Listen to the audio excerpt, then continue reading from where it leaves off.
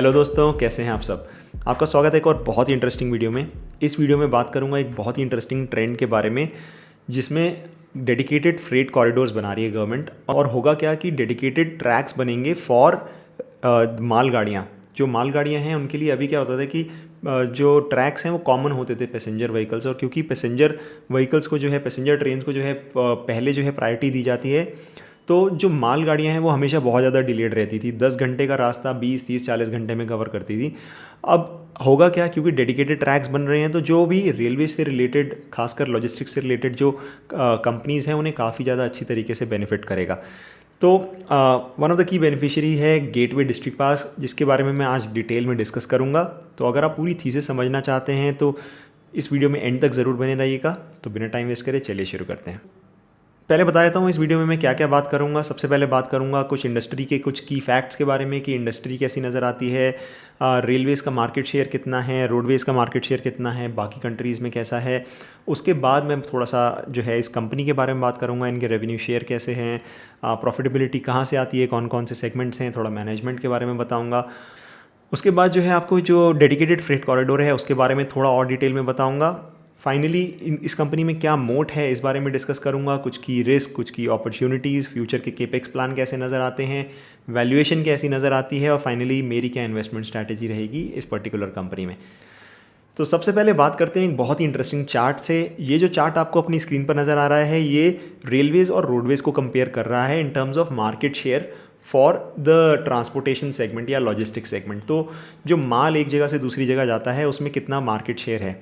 तो आप देख सकते हैं जो ब्लैक लाइन है ये रेलवेज़ की है और जो ब्लू लाइन है ये रोडवेज़ की है। और रेलवेज़ का जो मार्केट शेयर है वो एक टाइम पे ऑलमोस्ट 90% हुआ करता था, जो कि अब गिर के लगभग जो है 35% के आसपास रह गया है। और आप देखिए रोडवेज़ का जो सेगमेंट है वो कंटिन्यूसली जो है मार्केट शेयर गेन करता जा रहा है, जो कि शुरुआत में सिर्फ 5-10% था, जो कि आज ऑलमोस्ट 65% के आसपास आ गया है। तो ऐसा हो क्यों रहा है? बेसिकली ऐसा इसलिए हो रहा है क्योंकि गवर्नमेंट ने जो इंफ्रास्ट्रक्चर पे काफ़ी ज़्यादा अच्छे से स्पेंड किया है, रोड्स को काफ़ी ज़्यादा बनाया है, काफ़ी हाईवेज़ बने हैं, लेकिन रेलवेज़ पे उतना ज़्यादा केपेक्स नहीं हुआ और इस वजह से रेलवेज़ अपना मार्केट शेयर कंटिन्यूसली लूज़ करता रहा। और इंटरेस्टिंग चीज़ ये है कि रेलवेज़ के लिए पैसेंजर व्हीकल एक्चुअली उतना ज़्यादा मुनाफे वाला, उतना ज़्यादा प्रॉफिटेबल सेगमेंट नहीं है। ये जो लॉजिस्टिक सेगमेंट है वो ज़्यादा प्रॉफिटेबल सेगमेंट है। इसी के साथ एक और चार्ट जो कि इंडिया को बाकी कंट्रीज़ के साथ कंपेयर करता है। अब देख सकते हैं ऑस्ट्रेलिया में 44% जो है वो रेलवेज़ का मार्केट शेयर है, कनाडा में 66%, और ये मैं स्पेसिफिकली फ्रेट ट्रांसपोर्ट की बात कर रहा हूँ, यानी कि जो माल गाड़ियाँ हैं उनकी बात कर रहा हूँ। चाइना में 51%, रशिया में 65%, यूएसए में 44% और इंडिया में सिर्फ और सिर्फ 32%। अब अगर हम इंडस्ट्री को समझें, लॉजिस्टिक्स को, तो जो शिपिंग है वो चीपेस्ट फॉर्म ऑफ ट्रांसपोर्टेशन होता है, वो स्लोएस्ट और चीपेस्ट दोनों, और वो लॉन्ग डिस्टेंस के लिए बहुत ज़्यादा मतलब फ़ायदेमंद रहता है। वहीं अगर हम फास्टेस्ट की बात करें तो फास्टेस्ट वे ऑफ ट्रांसपोर्ट होता है जनरली रोडवेज़ या फिर रेलवेज़, डिपेंडिंग ऑन कि आपकी जो है इंफ्रास्ट्रक्चर कैसा है। और रेलवेज़ जो है वो उससे ज़्यादा चीप है और रोडवेज़ सबसे ज़्यादा एक्सपेंसिव है, क्योंकि इंडिया में जो रोडवेज़ का सेगमेंट है वो सबसे ज़्यादा मतलब in terms of percentage highest है। तो इसीलिए जो ओवरऑल कॉस्ट है, पर कैपिटा जो कॉस्ट है, वो हमारे अगर इंडिया की बात करें तो लॉजिस्टिक्स की सबसे ज़्यादा है। ऑलमोस्ट 13-14% की जो है कॉस्ट हम बेयर करते हैं। वहीं अगर हम बाकी कंट्री से कंपेयर करें तो ऑलमोस्ट 8% है। ये मैं बात कर रहा हूँ पूरी जीडीपी का जो हिस्सा है। ये आइडियली जितना कम होगा उतना ज़्यादा बेनिफिशियल होगा पूरे के पूरे सेक्टर के लिए, यानी पूरे के पूरे कंट्री के लिए। तो इंडिया की जो ओवरऑल जो है लॉजिस्टिक्स कॉस्ट पर जीडीपी, पर कैपिटा जीडीपी अगर हम देखें तो वो काफ़ी ज़्यादा हाई है as compare to other countries. और इसकी वजह से पूरे के पूरे सिस्टम में जो है वो इनएफिशिएंसीज आ जाती हैं। और बाकी जो सेक्टर्स हैं, क्योंकि सभी को ट्रांसपोर्टेशन चाहिए, अगर एक्सपोर्ट करना है, इंपोर्ट करना है या फिर डोमेस्टिकली भी सेल करना है, तो ट्रांसपोर्टेशन तो सभी को चाहिए। तो पूरे के पूरा सेक्टर जो है वो, सारी इंडस्ट्री जो है वो थोड़ी इनएफिशिएंट हो जाती है। और यही मेन रीज़न है जिसकी वजह से गवर्नमेंट जो है वो डेडिकेटेड फ्रेट कॉरिडोर और सागरमाला और इन सब प्रोजेक्ट्स के थ्रू जो है लॉजिस्टिक्स कॉस्ट कम करने में बहुत ज़्यादा फोकस कर रही है। तो चलिए, अभी थोड़ा ब्रॉड इकोनॉमिक्स को तो समझ लिया, अब पर्टिकुलरली इस कंपनी के बारे में थोड़ा और डिटेल में समझते हैं। तो ये जो कंपनी है ये मेनली 3 सेगमेंट्स में ऑपरेट करती है, जो कि हैं सबसे पहला तो रेलवेज़, यानी कि ये प्राइवेट ट्रेन ऑपरेटर है, लार्जेस्ट प्राइवेट ट्रेन ऑपरेटर है, 10% मार्केट शेयर रखता है आफ्टर जो है इंडियन रेलवेज़। और दूसरा जो सेगमेंट है वो है आईसीडी, जिसे बोलते हैं इनलैंड कंटेनर डिपो। और तीसरा जो सेगमेंट है वो है सीएफएस, यानी कि कंटेनर फ्रेट सर्विसेज। उसके अलावा इनकी एक और एसोसिएट कंपनी है जिसका नाम है स्नोमैन लॉजिस्टिक्स, जो कि ऑलरेडी एक लॉजिस्टिक्स की लिस्टेड कंपनी है, जो कि रोड ट्रांसपोर्ट करती है फॉर कोल्ड चेन पर्टिकुलरली, और particularly cold chain warehouses हैं इनके। उसमें ये लगभग 40% का जो है प्रमोटर, मतलब 40% होल्डिंग रखते हैं। तो अभी आपने कुछ टर्म सुने जैसे कि सीएफएस, आईसीडी और रेल, इन सब का आखिर मतलब क्या है? तो सरल भाषा में समझाता हूँ। ये जो काम करते हैं, एक तो होते हैं पोर्ट्स। पोर्ट्स का मतलब है जहाँ पर जो है एक्सपोर्ट, अगर कुछ सामान आया तो पोर्ट्स पर आएगा। पोर्ट्स पर क्योंकि जो है बहुत ज़्यादा कंटेनर्स होते हैं, उनकी कंटेनर हैंडलिंग नहीं की जा सकती। अगर वहाँ पे कंटेनर खोल के लोडिंग अनलोडिंग ये सब कुछ करना शुरू कर दिया, कंटेनर ब्रेक करना शुरू कर दिया, ब्रेक का मतलब ये है कि अगर 10 लोगों का सामान है, अगर 10 लोगों को इंडिविजुअली देना शुरू कर दिया, तो वहाँ पे बहुत ज़्यादा कंजेशन हो जाएगा, ट्रैफिक हो जाएगा। तो इस वजह से होता क्या है कि पोर्ट्स के पास, यानी कि थोड़ी दूर, यानी 5 किलोमीटर दूर, 10 किलोमीटर दूर, यानी ज़्यादा दूर नहीं, वहाँ पे एक सीएफएस बनाया जाता है जिसे हम कंटेनर फ्रेट स्टेशन बोलते हैं। कंटेनर फ्रेट स्टेशन में बेसिकली यही सब काम होता है, जैसे कि जैसे कंटेनर ब्रेकेज का काम हो गया, कंटेनर कंसोलिडेशन यानी कंटेनर बनाने का काम हो गया, यानी कि अगर कोई फैक्ट्री है वो अपना सामान वहाँ पे लेके आएगी, कंटेनर के अंदर डालना, अगर 10 लोगों का है तो एक सिंगल कंटेनर बनाना उनका। उसके अलावा जैसे एक्साइज ड्यूटी का काम हो गया, टैक्सेस एक्सेस का, वो सब काम जो है वो सब भी वहाँ पे होता है। उसके अलावा शिपमेंट हैंडलिंग का काम, फाइनली जो है अगर रोड ट्रांसपोर्ट पे जाना है तो वहाँ से लोडिंग अनलोडिंग का काम, तो वेयर हाउसिंग का काम, ये सब काम जो है एक सीएफएस में होता है। अब सेम आईसीडी है, कोई भी खास फ़र्क नहीं है। आईसीडी इनलैंड कंटेनर डिपो है, यानी कि सीएफएस जो है वो पोर्ट के बिल्कुल नज़दीक है, तो यानी वो उसका ही ट्रैफिक हैंडल करेगा जो पोर्ट उसके बिल्कुल नज़दीक है, और वो पोर्ट का जो है कंजेशन दूर करने के लिए बनाया गया है। वहीं इनलैंड कंटेनर डिपो जो है, जैसे मान लीजिए यूपी में एक इनलैंड कंटेनर डिपो, एक राजस्थान में, वो एक इनलैंड यानी कि ज़मीन पर बनाया गया जो है एक डिपो है, जिसमें जो उस पर्टिकुलर स्टेट है वहाँ से सामान लोड करके जो है किसी भी नियरेस्ट पोर्ट या नियरेस्ट सीएफएस में जो है लेके आते हैं। तो ये जो है आप समझ लीजिए एक तरीके से, जैसे अगर आप कोरियर करते हैं तो कोरियर वाले दुकान पे जाके जो है आप अपना सामान दे के आते हैं ना, अल्टीमेटली वो वेयर हाउस में जाता है। तो इसे आप वैसा समझ सकते हैं कि ये जो है किसी भी एक ऐसी स्टेट में जो कि रेलवे से कनेक्टेड है या फिर रोडवे से कनेक्टेड है, आप वहाँ पे कंटेनर बनाने का काम होता है, और फिर वो कंटेनर जो है डायरेक्टली पोर्ट्स पे जाते हैं या सीएफएस पे जाते हैं और फाइनली एक्सपोर्ट होते हैं। तो अगर इनका बिजनेस स्ट्रक्चर समझें तो इनकी 3 सब्सिडरी हैं मेनली। एक है गेटवे रेल फ्रेट सर्विसेज, एक है गेटवे डिस्ट्रीपार्क्स जो कि मेन कंपनी है, लिस्टेड कंपनी है, होल्डिंग कंपनी है, और एक है स्नोमैन लॉजिस्टिक्स। तो जो गेटवे डिस्ट्रीपार्क्स है उसके अंडर 2 कंपनियां हैं, रेल और स्नोमैन। तो स्नोमैन जो है वो एक एसोसिएट कंपनी है, यानी कि उसका जो प्रमोटर होल्डिंग है वो काफ़ी कम है, तो वो उसका जो रेवेन्यू है वो डायरेक्टली जो है आपका प्रॉफिट्स में नहीं जुड़ता है। जो मेनली प्रॉफिट में जुड़ता है वो है इनकी गेटवे रेल फ्रेट सर्विस, और जो है गेटवे डिस्ट्रीपार्क्स के अंदर डायरेक्टली जो है जो आपके सीएफएस हैं वो आते हैं। तो इनके सीएफएस अगर आप देखें तो मेनली जो है 6 सीएफएस हैं, जो कि सारे मेजर इंडिया के जो मेजर पोर्ट्स हैं उनके आसपास जो है बनाए गए हैं, जिसमें नावा शिवा यानी कि मुंबई में, उसके अलावा पंजाब कॉन्वेयर ये भी मुंबई में। तो मुंबई में जो है इनके 2 जो है सीएफएस हैं, एक चेन्नई में, कृष्णपट्टनम में, विशाखापट्टनम में, और कोची में। सिमिलरली अगर मैं इनकी रेल की बात करूं तो ये इनका मोस्ट प्रॉफिटेबल सेगमेंट है, यहाँ से जो है ये मोस्ट रेवेन्यू भी कमाते हैं और मोस्ट प्रॉफिट भी कमाते हैं। नेक्स्ट स्लाइड में आपको बताऊंगा कि कितना रेवेन्यू शेयर है। तो ये जो है मेनली नॉर्दर्न जो मार्केट है उसमें इनका मेन दबदबा है, जिसमें नोएडा, गुड़गांव, राजस्थान, यूपी, ये जो एरियाज़ हैं उन्हें बहुत ज़्यादा अच्छे से कवर करते हैं। और यही इनकी की मोट भी है एक्चुअली, कि जो इनकी मेजर लोकेशंस हैं वहाँ पे इनके इनलैंड कंटेनर डिपोज़ हैं, यानी आईसीडीज़ हैं। तो इनकी आईसीडी की लोकेशंस आप देखिए, लुधियाना में, गुड़गांव में, फरीदाबाद में और अहमदाबाद में, ये 4 जो है मेनली इनके इनलैंड कंटेनर डिपोज़ हैं। स्नोमैन लॉजिस्टिक्स की जो है अगर बात करूँ तो इनके बहुत जगह पे जो है कोल्ड चेन वेयर हाउसेज हैं, जो आपकी स्क्रीन पे दिख रहा होगा। तो अब बात कर लेते हैं इस बिज़नेस में आखिर क्या मोट है। तो मेनली इसकी जो मोट है वो यही है कि ये लार्जेस्ट प्राइवेट प्लेयर है in terms of handling railway logistics, और वहीं से इनका मोस्ट जो है प्रॉफिट और मोस्ट रेवेन्यू आता है। तो अभी लास्ट कुछ सालों में क्या हो रहा है कि ये बाकी जो रेल ऑपरेटर्स हैं उनसे धीरे धीरे थोड़ा थोड़ा मार्केट शेयर गेन कर रहे हैं इन द नॉर्दर्न रीजन्स। तो मेनली जो इनका काम है, सरल भाषा में समझें कि मुंबई हुआ, साथ साथ जो है गुजरात हुआ, जितने भी पोर्ट वाले एरियाज़ हैं इस एरिया में उनको जो है नॉर्दर्न स्टेट से यानी कि राजस्थान से और मेनली दिल्ली से जोड़ने का जो काम है वो वहाँ पे इनका मेन दबदबा है। तो वही एक्चुअली इनकी मोट भी है, क्योंकि इनकी जो लोकेशन है वो काफ़ी स्ट्रैटेजिक लोकेशंस हैं, जो कि अभी कोई अगर नया प्लेयर आए तो वहाँ पे जो है अपना आईसीडी नहीं खोलेगा, क्योंकि ऑलरेडी ये वहाँ पे जो है अपनी पैठ जमा के बैठे हैं। वो कोई नए एरियाज़ ढूंढेगा अपना आईसीडी खोलने के लिए।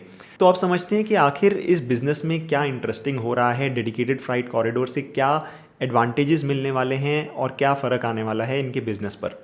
तो डेडिकेटेड फ्रेट कॉरिडोर, जैसे मैंने शुरू में बताया था, एक डेडिकेटेड रेल ट्रैक बिछाया जा रहा है, जो कि इसके दो कॉरिडोर्स हैं, एक है वेस्टर्न कॉरिडोर और एक है ईस्टर्न कॉरिडोर। तो वेस्टर्न कॉरिडोर में मेनली अगर बात करें तो दादरी, रेवाड़ी, फुलेरा यानी कि राजस्थान के ये सब शहर, अजमेर, मानवर, गुजरात होते हुए मुंबई से कनेक्ट हो रहा है। तो बेसिकली मुंबई, गुजरात होते हुए, राजस्थान होते हुए यूपी के मेरठ तक जाता है, खुर्जा तक जाता है। तो ईस्टर्न कॉरिडोर की मैं बात नहीं करूंगा, क्योंकि ईस्टर्न कॉरिडोर में इनका कोई भी ना आईसीडी है, ना ही इनका कोई सीएफएस है, तो वहाँ पे जो है उससे उतना ज़्यादा फ़र्क नहीं पड़ेगा। तो अब इन शॉर्ट हो क्या रहा है कि जैसे ये डेडिकेटेड फ्रेट कॉरिडोर है, उससे जो कंटेनर्स हैं, क्योंकि अब आपको डेडिकेटेड रेल ट्रैक मिल गया, तो आपकी जो मैक्सिमम स्पीड है वो बढ़ जाएगी। अभी 40 की स्पीड से चलती थी रेलगाड़ियाँ, अब 80 से 100 की स्पीड पे भी चलेंगी। जो इनकी कंटेनर की स्टैकिंग है वो डबल हो जाएगी, यानी अभी एक मालगाड़ी जो है वो आपने देखा होगा एक डब्बा, एक रेलगाड़ी बनती है एक डब्बे से, अब इनकी डबल स्टैकिंग अलाउ हो जाएगी, यानी कि काफ़ी यानी 50% ट्रैक पे ऑलरेडी अलाउ हो चुकी है। तो यानी कि एक के ऊपर एक दो कंटेनर जो है जाएंगे। तो अब आप ये समझिए कि इससे सीधे सीधे अगर ट्रेन को चलाने का खर्चा नहीं बदलेगा, ट्रेन अभी भी उतना ही पेट्रोल जाएगा, क्योंकि उतना ही जो है हैंडलिंग चार्जेस जाएंगे, थोड़े बहुत बढ़ेंगे जो मेनली चार्जेस हैं, लेकिन जो प्रॉफिटेबिलिटी है, जो रेवेन्यू है, वो ऑलमोस्ट डबल हो जाएगा डबल स्टैकिंग होने से। जो कंटेनर्स का साइज़ है वो भी थोड़ा सा बड़ा कर दिया गया है। तो इन सब रीजंस की वजह से जो पूरा का पूरा ट्रेन का लोड है वो बहुत ज़्यादा बढ़ जाएगा। 5000 से ऑलमोस्ट 13,000 टन्स तक जो है अब एक ट्रेन हैंडल कर पाएगी। सिमिलरली मैक्सिमम स्पीड भी अब 100 किलोमीटर तक जा पाएगी once the western corridor is fully complete. अब ये जो डेडिकेटेड फ्रेट कॉरिडोर है, आपको याद होगा 2014 से चल रहा है इसका काम, और इसको जो एनविजन किया गया था वो ऑलमोस्ट 15 साल पहले जो है ये इसका विजन बनाया गया था, और अब जाके जो है ये एक्चुअली इसे ख़त्म हो जाना चाहिए था, अब तक 2020 में ही ख़त्म हो जाना चाहिए था, बट कोविड के चलते ये डिले हो गया। अभी 2021 में ऑलमोस्ट 50% कंप्लीट हो गया है, बाकी 50% पे काम चल रहा है, और ये बोला जा रहा है कि 2022 के एंड तक जो है पूरा का पूरा जो है वेस्टर्न डेडिकेटेड फ्रेट कॉरिडोर जो है वो पूरा का पूरा काम उसका ख़त्म हो जाएगा, और वहीं से जो है मेनली इनकी ऑपरेटिंग एफिशिएंसीज जो है नज़र आएंगी। तो in short, double stacking, longer trains, more load, better speed, तो और लेस कॉस्ट ऑब्वियसली। तो अब आप ये सोचिए, अगर आप एक एक्सपोर्टर हैं जो कि आपको दिल्ली में या गुड़गांव में आपको जो है एक इनलैंड कंटेनर डिपो आपके पास अवेलेबल है, तो आप ट्रक से जो है माल क्यों भेजेंगे? क्योंकि वो सस्ता पड़ेगा, ये जो है रेलवे सस्ता पड़ेगा, साथ साथ टाइम भी कम लेगा।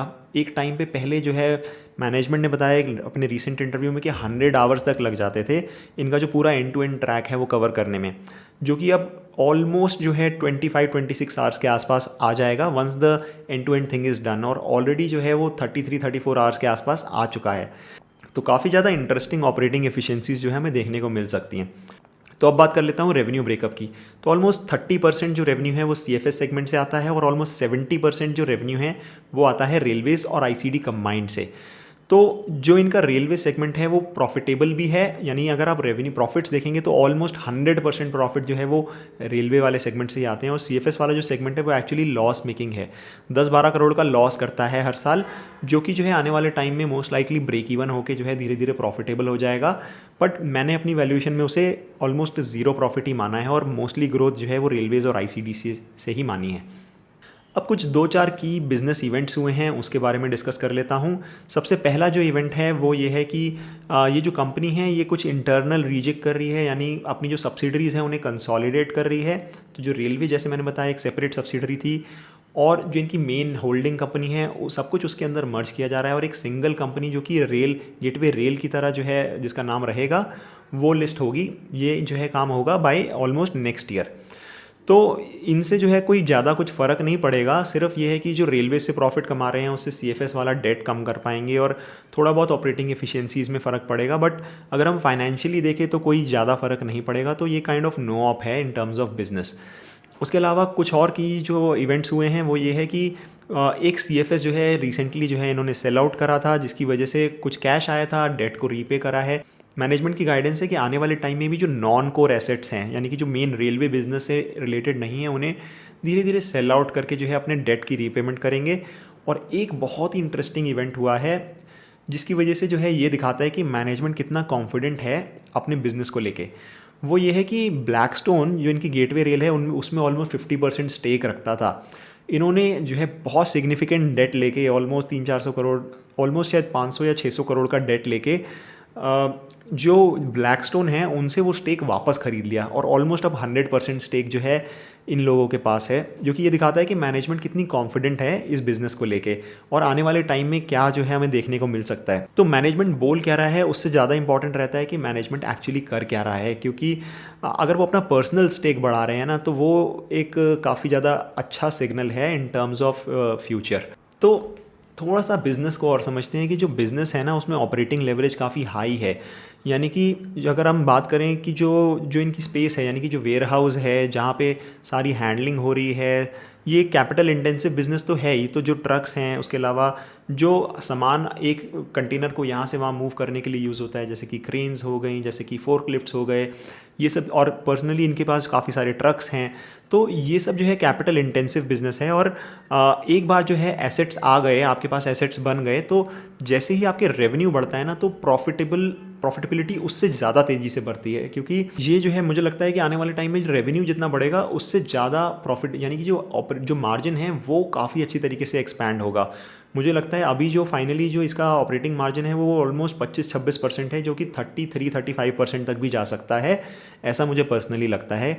अब थोड़ा सा मैनेजमेंट के फ्यूचर केपेक्स प्लान्स के बारे में बता देता हूँ कि ये लोग क्या इन्विजन कर रहे हैं कि आने वाले 5 सालों में 5 inland container depot in the north regions only, यानी कि पंजाब, राजस्थान, हरियाणा, यूपी, इसके आसपास जो है खोलेंगे। और नेक्स्ट 2 ईयर्स में जो है 2 नए आईसीडीज़ खोलेंगे, जिसके लिए 120 करोड़ का केपेक्स लगेगा।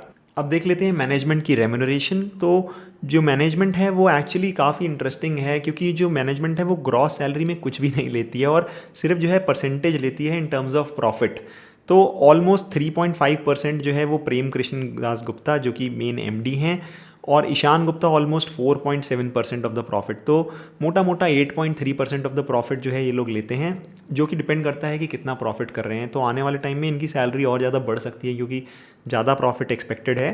तो टोटल सैलरी अगर मैं देखूँ तो ऑलमोस्ट 13.5 करोड़ के आसपास थी, जो कि मुझे लगता है मतलब वैसे तो थोड़ी ज़्यादा है, लेकिन क्योंकि परसेंटेज टर्म्स में ले रहे हैं तो वो इनका पर्सनल स्टेक है कंपनी को ग्रो करने में, वो मुझे काफ़ी ज़्यादा अच्छा लगता है। तो ये एक पॉजिटिव है मेरे लिए।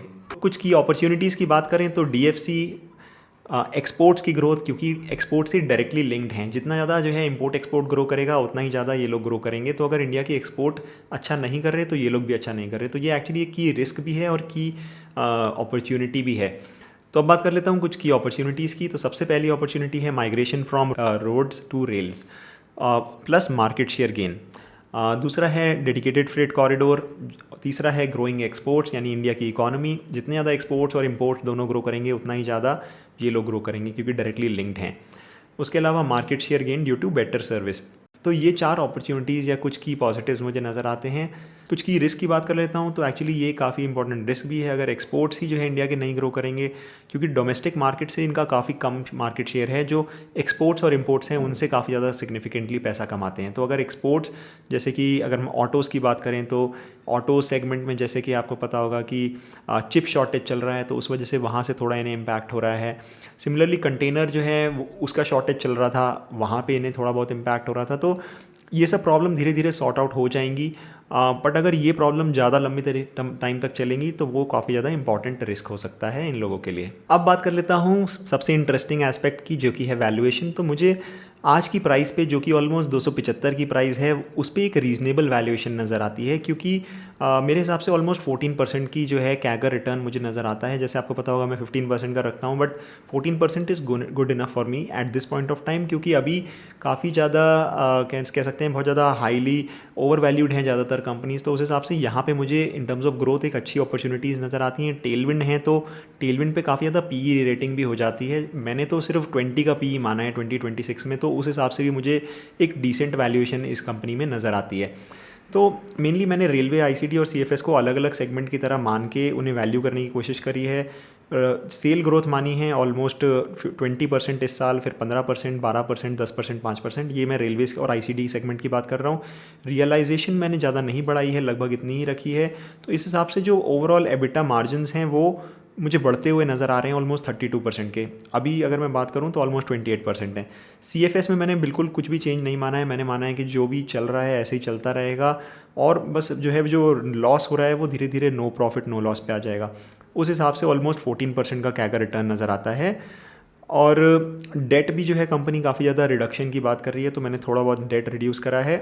तो इस शीट को एक्चुअली आप डाउनलोड कर सकते हैं, नंबर्स को अपने हिसाब से चेंज कर सकते हैं, अपनी वैल्यूएशन खुद से कैलकुलेट कर सकते हैं।